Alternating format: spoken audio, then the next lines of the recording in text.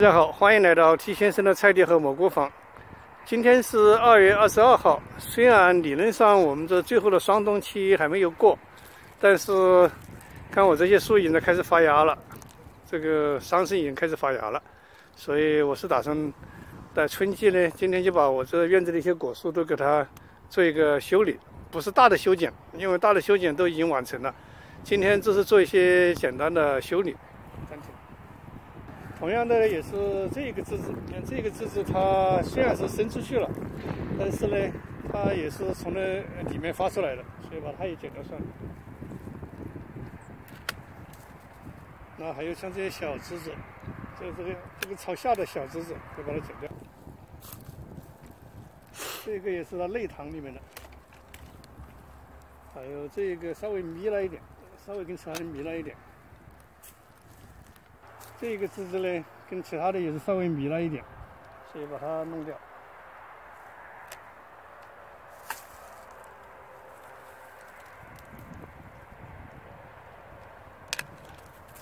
那这个枝子呢，和这个也是稍微有点重叠，所以也可以把它剪掉。还有这个小枝子，这个小的，因为它是沿着往下，又在这个枝子之下，所以呢，也把它剪掉。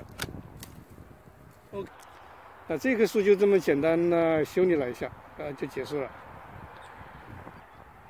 这棵树呢，现在还没有开始定型，因为它还只是2年生，还不大，所以呢，你看这上面这长很高，也没有短节。那今年完了之后，我会跟它短节，像那边那棵树一样。那现在呢，就是把一些小的枝子把它稍微，也是跟刚才一样，把它吸一下，把内堂里面枝子，像这种内堂的枝子就把它剪掉。还有这个枝子，假如大家记得的话，是去年大概7月份还是几月份，我有个视频说，桑葚修剪太晚了怎么办？还来得及吗？所以后来做了一个实验，结果7月份长了之后，剪了之后，你看这，去年长了2个小枝子，可见呢，桑葚这个修剪太晚了是不行的。那这个就是把这里面的小枝子把它剪一剪就好了。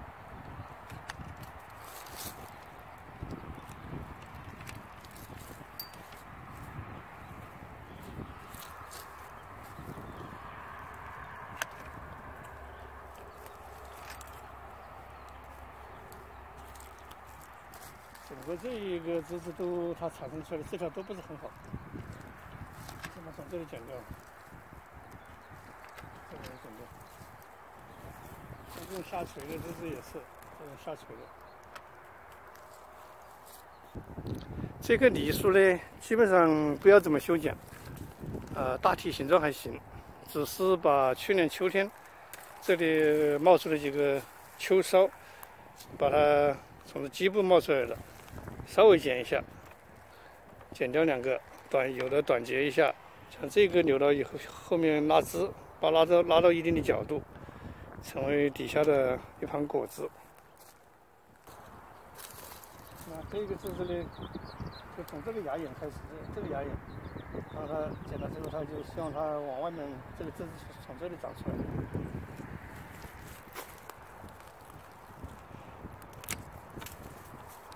这个也是，这个希望从这个芽眼让它长出新枝子出来。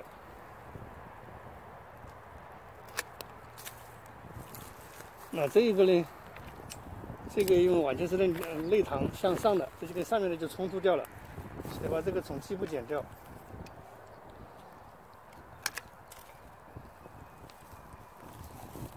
这个也是，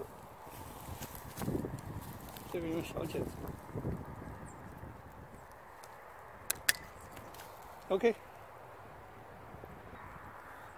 这是一棵成年梨树，是美国梨树品种，基本上也只是跟刚才的原则一样，就是把一些重叠枝子把它剪一下，比方说像这个和这2个太近重叠的，去一个，还有这个上方的这个也是重叠的，所以去一下，就是简单的这么搞一搞。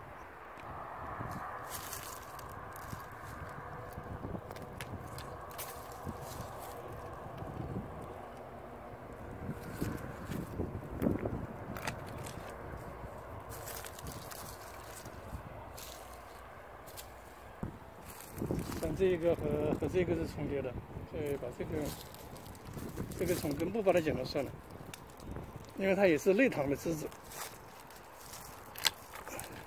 那这些小的内糖的小枝子也剪了算了。像这个也是去年发的新梢，它完全是在另外一只组织之下，也是了内糖，所以也把它都去掉。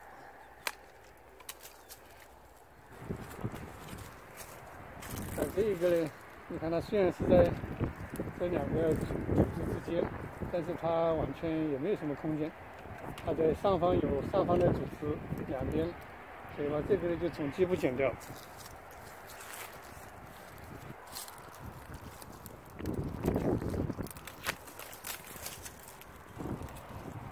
这也是里面的枝子了，内糖的了。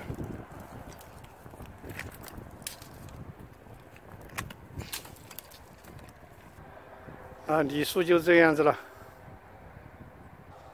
最后来到这两个枣树，这个枣树今年没有形状的问题，都已经定型了。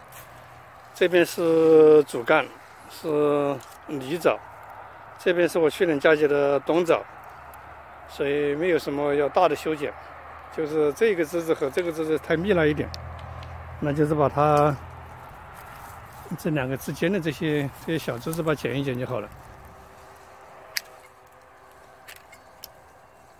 也可以把它这个头给它短掉算了。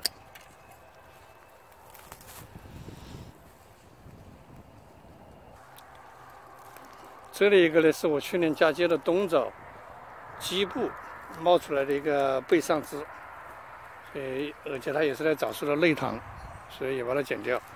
那这个枝子可以剪下来，可以给朋友拿去搞嫁接用。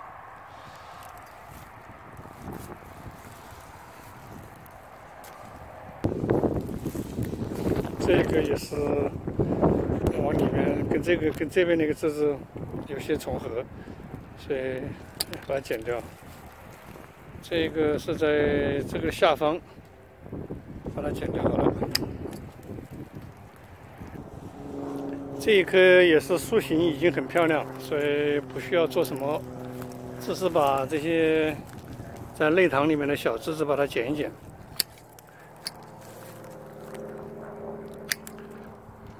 这个是向下方向的，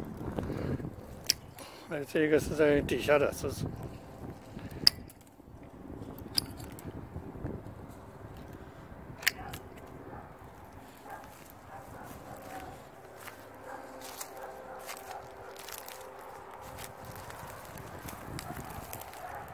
这个枝子也是向下。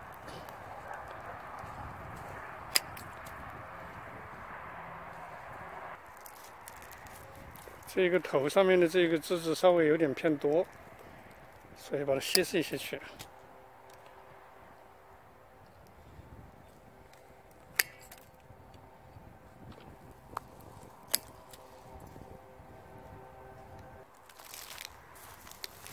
这种典型的下垂枝，属于在这个枝子的底下冒出来的。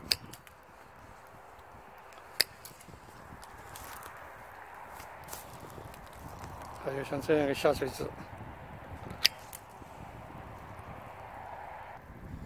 那么类似的还有这一个。